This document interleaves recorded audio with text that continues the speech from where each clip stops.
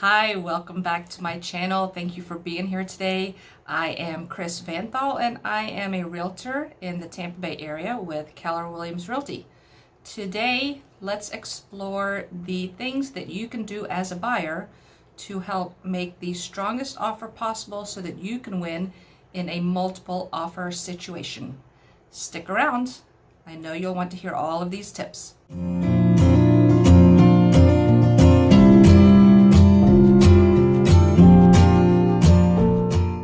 I'm talking to all the buyers out there today. In many of the markets across the United States, and definitely here in Florida, it's a super hot seller's market. The Tampa Bay area is a great testament to how difficult it is to be a buyer in these markets, as many of our buyers are seeing home after home after home and making multiple offers, offer after offer after offer, before they finally have something, one of their offers accepted. There are several things you can do, though, to make your offer the strongest possible offer that you can, and we're going to explore those things today. As a realtor, I have several tools in my realtor toolbox that I can use to help my buyers win in a multiple offer situation. Now, not every situation with every buyer is exactly the same, so we can't use these tools 100% of the time, but still it's useful for you as a buyer to know what tools are available to you and to your realtor and how to use those tools. So if you're ready, let's jump right in and find out how you can make the strongest winning offer possible to get your dream home in a multiple offer situation.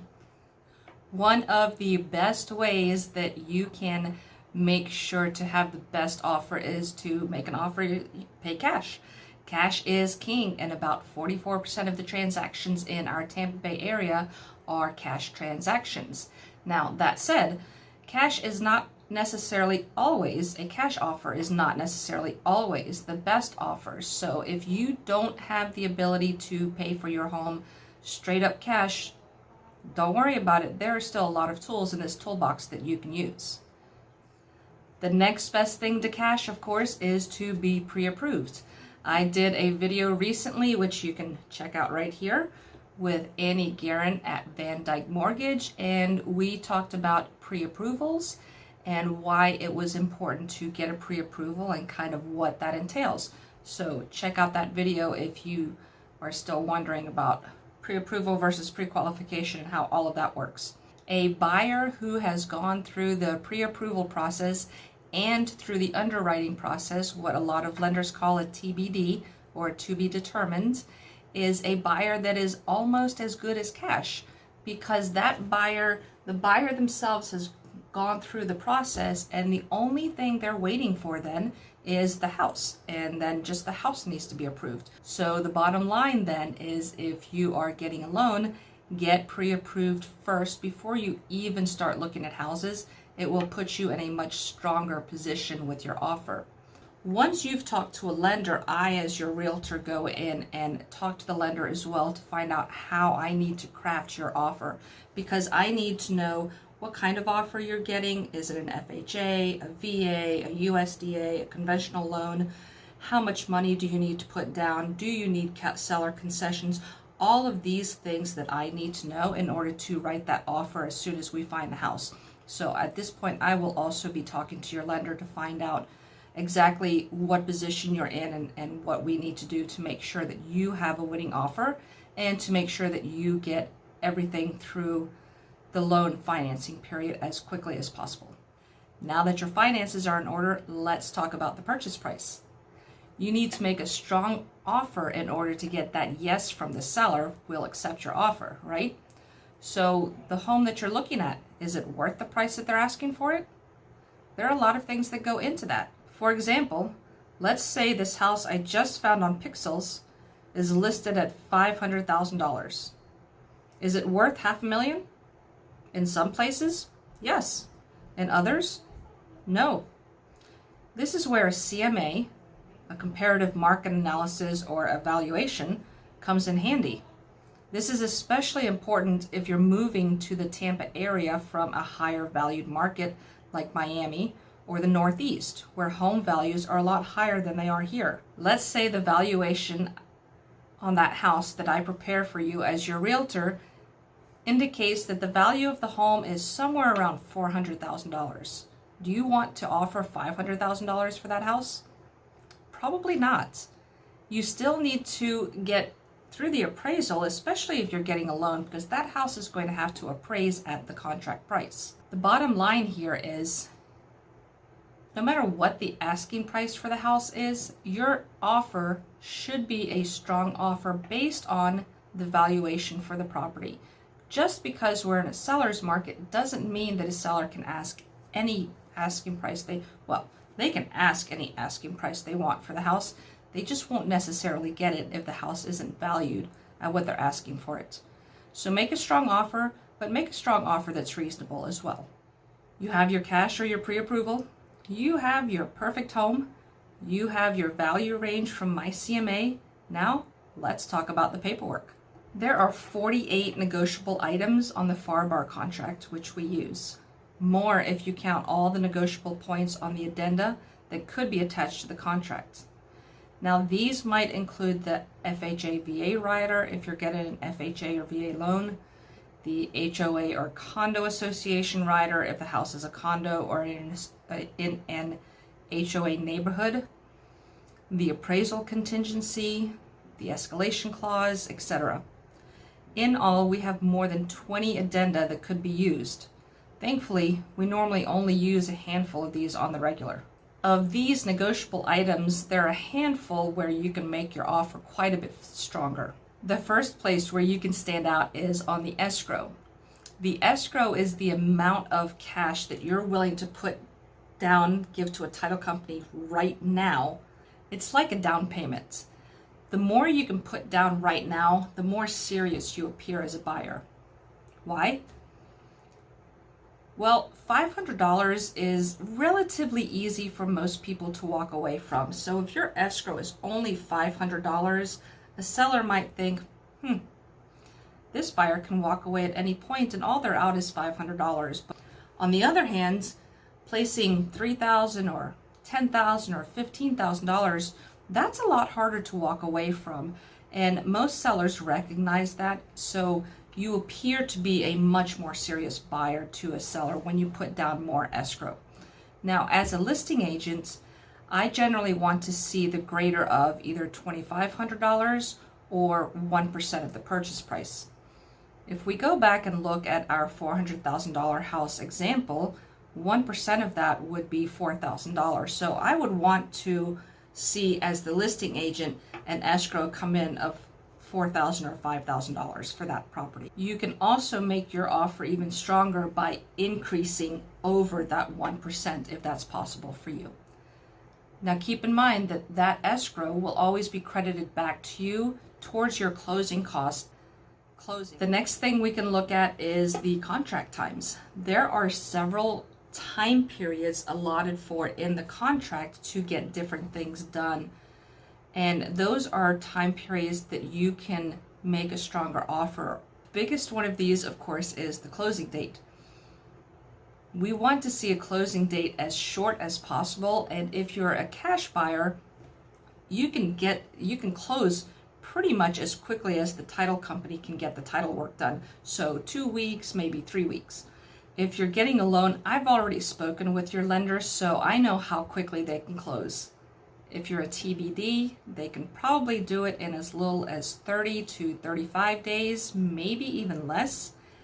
If not, then probably 40 to 45 days is pretty sufficient to close this. The next time period is the loan commitment period, or the loan approval period. We call it commitment now. The contract allows for 30 days. It can in some cases be less than that, maybe 25. But you don't want to make this too short. It needs to be a reasonable amount of time for your lender to be able to approve the entire process and get you all the way through underwriting and give you the A-OK stamp of approval. We are going to go ahead and close. The last big time period to consider is the inspection period. The contract defaults to 15 days. However, this is something that's been hotly negotiated lately, and a lot of sellers are asking for a 7-day inspection period. Seems reasonable until you consider that your inspection period is when you have to do all of your inspections. So your property inspector, you have to schedule them, get them out there, and get the report. So that can take 2, 3, or 4 days. In this time period, then you have to do your property inspection. And if your property inspector finds anything that's a little bit hinky, you might need to get additional inspections done, such as a roof, a pool, perhaps electrical, or septic. If you're in an area that has a septic, anything really that you need to have inspected needs to be done in this time period. So when you look at that, 7 days really isn't a whole lot of time. This is also the time period that you need to get your repair estimates taken care of and find out how much repairs will cost you to this house.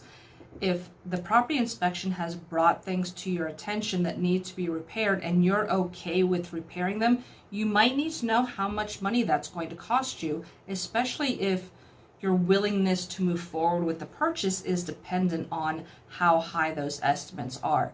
So although you could negotiate this time period down a little bit, unless you're looking at a new construction or something that has been recently renovated, I would be very careful about making that time period too short. You don't want to shortchange yourself in what is one of the biggest financial decisions of your life. You want to make sure that the house that you're getting has been properly inspected and that you know as much as you possibly can about that house when you purchase it.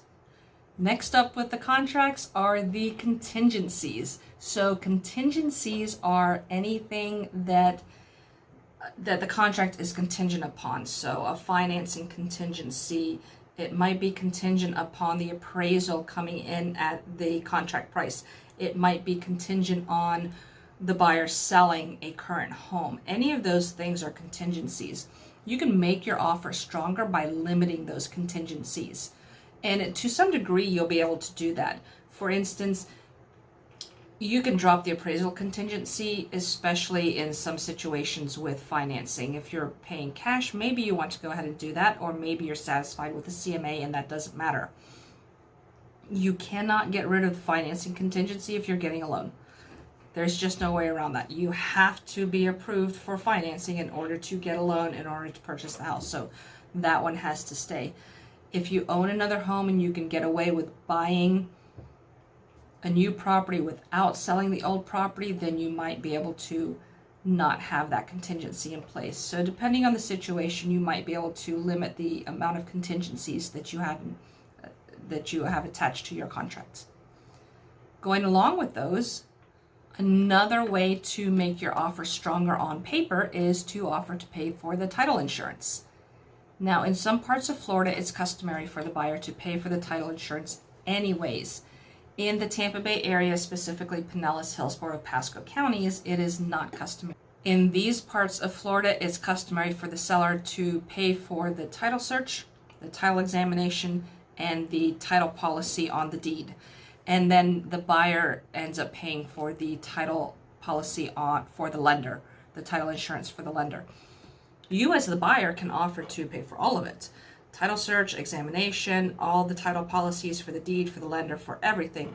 And then what happens is you get to choose the title company also, so you can shop that around and maybe get a better price and lessen the seller's expenses, which puts more money in the seller's pocket and makes your offer just a little bit nicer. Along the same lines, and the final big piece of the paperwork, are the concessions from the seller. So if you don't need seller concessions, then you probably don't want to ask the seller to pay for things for you. A lot of times these show up as a credit. They help offset your closing costs. And in some cases, the buyer does need these credits from the seller. And in some cases, it's required. There are certain fees that a seller has to pay if you're getting an FHA or a VA loan. If you're not, and you don't need the seller to help you with closing costs, and you're in a multiple offer situation where you need to have a very strong offer, I would highly recommend that you consider not asking for any seller credits or seller concessions. Now, let's talk about a clause that has become pretty popular in the last year or so, and that is the escalation clause.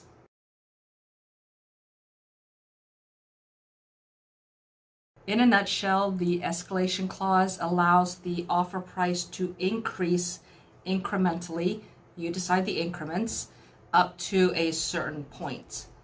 So if we go back and look at our example of the $400,000 house / $500,000 house, let's assume that the house really truly is, let's assume the house is listed at $500,000, but it's really worth about $550,000 or $600,000. So it's a house that a lot of people are looking at, they're pretty interested in it, and it has multiple offers coming in. Using an escalation clause, you might choose to write it in on the clause, on the paperwork, that you're starting your offer at $500,000 and you're willing to increase your offer price by $1,000 increments to $525,000, let's say.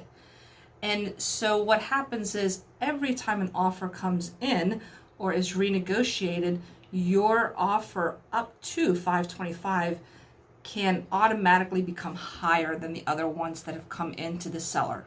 Now, the escalation clause does not take effect unless there are multiple offers, and it has a built-in protection for the buyer where the buyer is allowed to ask for, and the seller has to provide evidence of all the other offers that have come in that caused him to invoke the escalation clause. What this means is that a seller cannot simply receive your offer and say, great, well, I'm just going to tell them that there are a whole bunch of other offers and then get the higher price. They can't do that. They have to prove that there are other offers and that those other offers are above what your offer was. So they have to prove that there was a reason to escalate your offer to begin with. Without that, the escalation clause can't be used. Finally, one of the best ways to make sure that your offer is the one that the seller chooses is simply to build rapport with the seller. Write them a letter, explain what buying this house would mean for you and your family. Talk about the things that you really love about the house. Chances are that those are the things the seller really loves about the house also. Connecting with the seller on something that really speaks to you about the house is a great way to bond with that seller and to build rapport and to show how much you truly appreciate that house. And it's something that could very well kick that seller over onto your side so that they choose your offer over other offers. We talk a lot about buyers, especially first-time home buyers, being very stressed during the home buying process, and it is very stressful. Something that we think about less often are the sellers. Now, these sellers have spent, in many cases, years and decades in these houses. They've put a lot of effort into them. They have tons and tons of memories, and it's just as difficult for them to let go of that house as it is for a buyer to uproot their life and move into a new house. So it's important to keep that in mind and cherish and honor the things that they love about their house just as much. Again, chances are there are things that you love about the house as well and you're going to cherish and honor moving forward. So build that rapport with the seller over these things and give yourself a little bit of a better chance to have your offer win out over all the other offers. Thank you so much for watching today. If you have a question, drop it below and I'll be happy to answer them. If you found this information useful and you'd like to get more great tips and more information about the North Pinellas area, please like, share this video, comment on it, subscribe to the channel, and make sure your notifications are turned on. See you next time.